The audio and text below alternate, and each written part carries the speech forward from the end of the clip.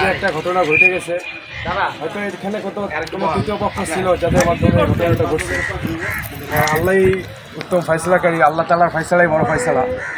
তো এরকম যেন পরিস্থিতি আবার না হয় বা এরকম যেন কেউ ষড়যন্ত্র না করতে পারে, আমরা যেন এই ষড়যন্ত্র শিকার না হই, এই জন্য সবার কাছে দোয়া থাকবে, দোয়া চাই। আর হইল গিয়া যেন পরিপূর্ণভাবে কোনো উচ্ছৃঙ্খলা না হয়, এই জন্যই বিশেষ করে সবার কাছে দোয়া প্রার্থী।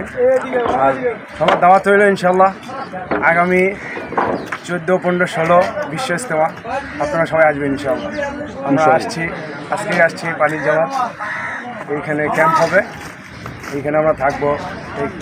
এই টোটাল যত পানির সমস্যা চাহিদা প্রতি বছরই আসি, আল্লাহ তাআলার রহমতে আমরা চেষ্টা করি যত সম্ভব যে দিল থেকে করার এবং যত সম্ভব যে মানুষের একটা চাহিদা মেটানোর। তারপর আমাদের অনেক ঘাটতি থাকে, আল্লাহ মাফ করুক। তো এবারও দোয়া চাই যেন আমরা পরিপূর্ণভাবে এই কাজটা করতে পারি। আমরা আসছি আল্লাহর জন্য, রাসূলের জন্য আসছি। আমরা কোনো দল না, কোনো গ্রুপ না, আমরা আল্লাহর রাসূলের কাজ করতে আসছি, আল্লাহর জন্যই আসছি। এই দোয়া করেন ইনশাআল্লাহ।